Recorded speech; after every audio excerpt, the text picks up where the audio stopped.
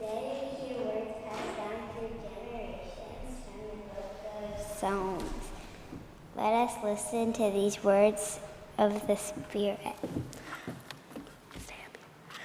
O Lord, our sovereign, how majestic your name is, name in all earth. You have set glory above the heavens, out the mouths of babies and infants. You have found a bulwark because of your foes, to silence the enemy and avenger. When I look at your heavens, the work of your fingers, the moon and the stars that you have established, what are humans that you are mindful of them, mortals that you care for them? Let you have made them a little lower power than God, and crowned them with glory and honor. You have given them dominion over the works of your hands. You have put all things under their feet, all sheep and oxen, and also the beasts of the field, the birds of the air, the fish, and the fish of the sea, whatever passes along the paths of the seas. O Lord, our sovereign, how majestic is your name in all earth. Hear what the Spirit is saying.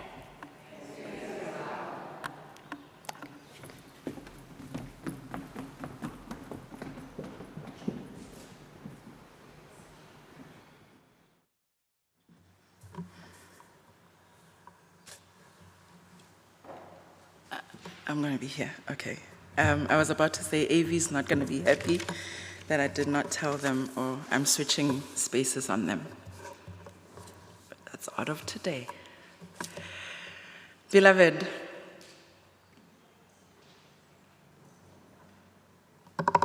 there's a question that has been posed this morning. And as I was reading this through again and again, and I thought, you know what, Lerato, you could have done that. You could have said, does God have bad signal? Or I could have said, God has bad signal, comma, really? Question mark. But the question still stands, right? It still stands as it is today. And here's the thing, we know what bad signal feels like. You're on a call, and you're suddenly, your voice breaks, or the person that you're talking to, you can't hear them anymore. The screen freezes if you are on a video call, and the message does not send. Like you're refreshing, the message is not sending.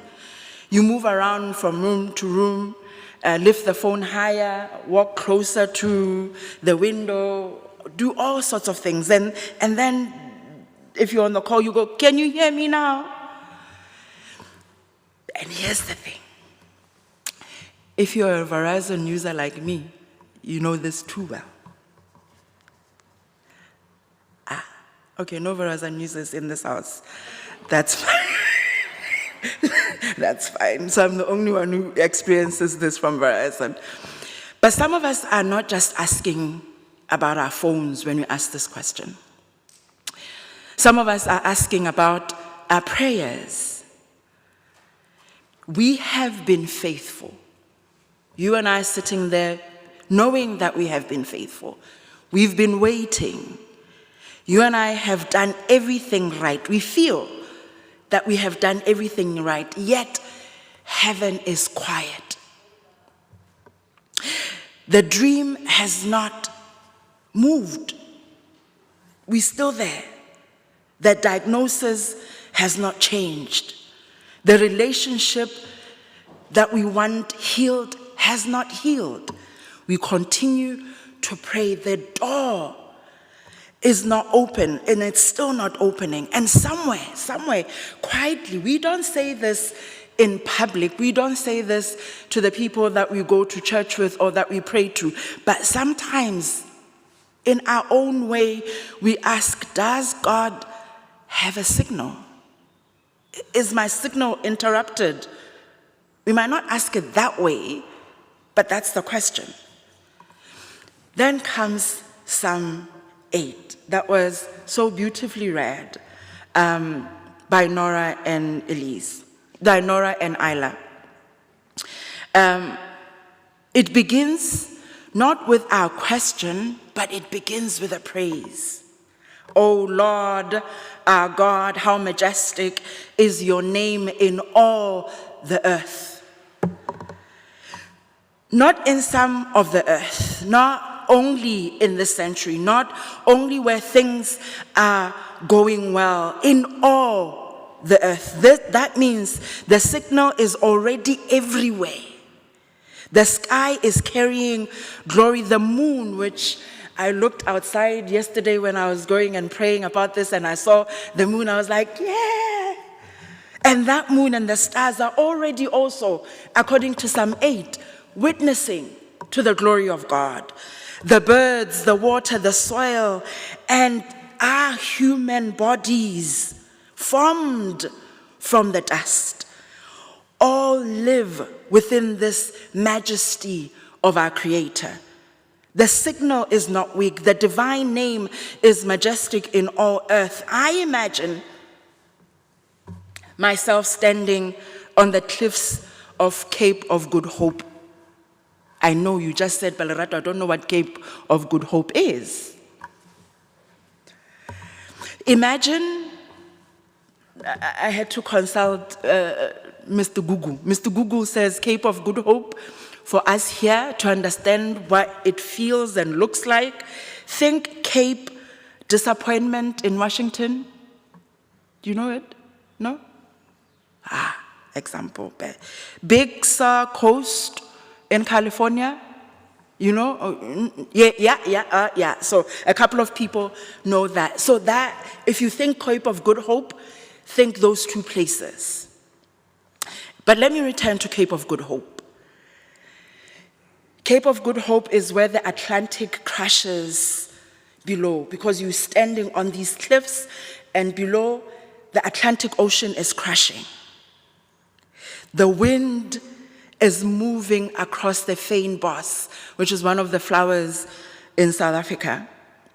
The mountains rise in a distance, because in a distance you see not only the edges of Drakensberg Mountain, but you're also seeing Table Mountain. Rocks feel ancient, as though they have been listening to the Creator longer than humanity has been speaking about the Creator. In a place like that, when I place myself there, when you and I place ourselves in a place like that, we feel small.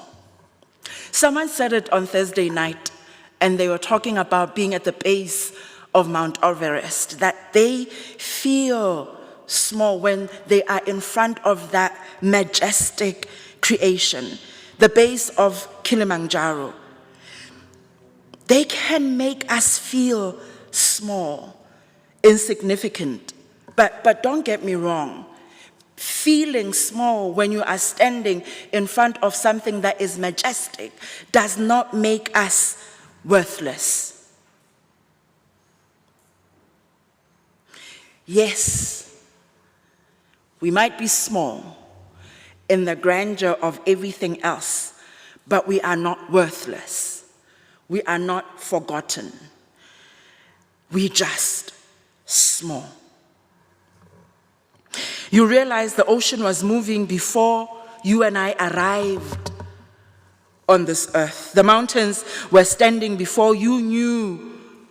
We knew their names. Creation has a memory older than ours. Creation has a song that began before humanity's voice joined the choir. That is where the psalmist stands in Psalm 8, looking up at the heavens, overwhelmed and asking, what is mortal? What is humanity? What is you and I that you are mindful of them? The question is not flattery, it is honesty. It is a prayer of everyone who has ever felt overlooked, exhausted, and afraid. Who am I in all of this? Does any of this matter? Do I matter? If we're honest, we've asked ourselves that question in one form or another. The answer, according to Psalm 8, is very beautiful and extraordinary. The Hebrew word for mortal, I did some research, is Ben Adam. And Adam is related to Adamah, the word soil. So you and I, when we talk about Adamah, we're talking soil. Humanity is not first a ruler from heaven. Humanity, you and I, are earth-born. We are dust. And on Ash Wednesday, we are reminded that we are dust, and to dust we shall return. We are animated by divine breath. We come from the ground.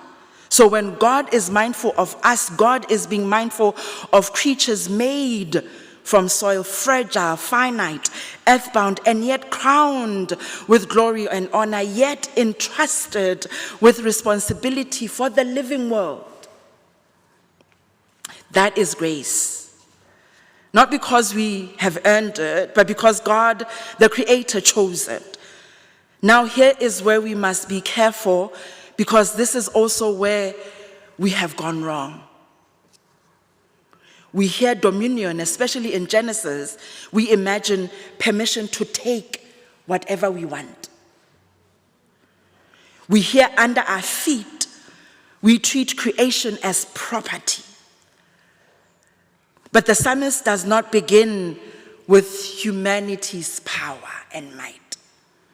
The psalmist begins with humanity's smallness.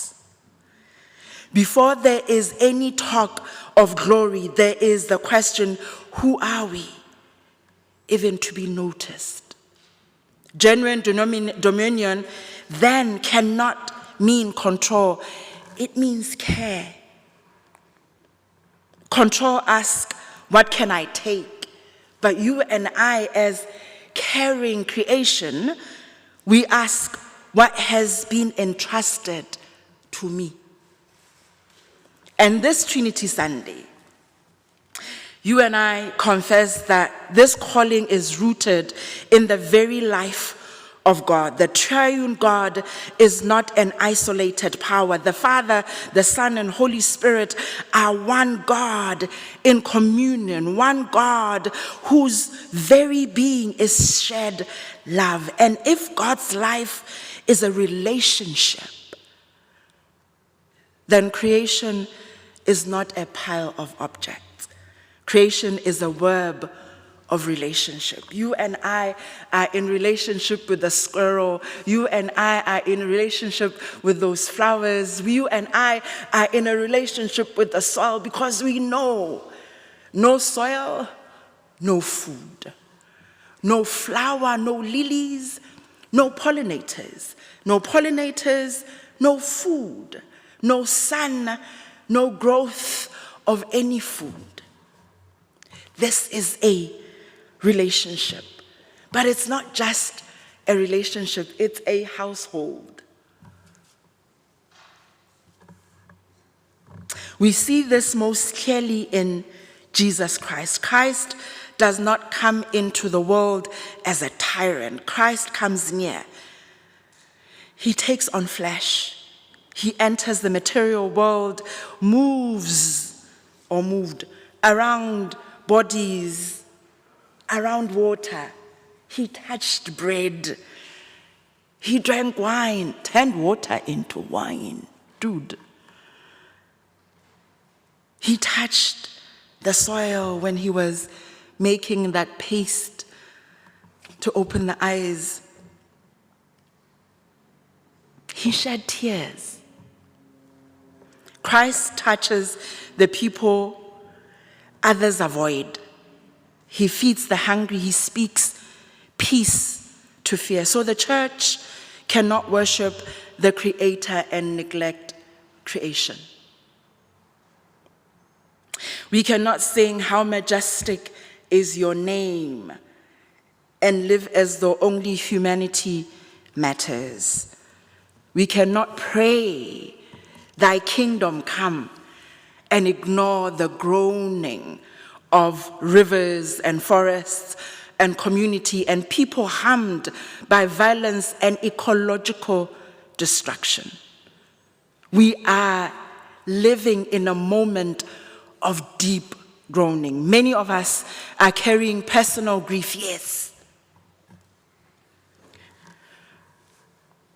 A fear that your best years are behind. Trust me, at 50 and being the oldest in my class, by far, I can identify.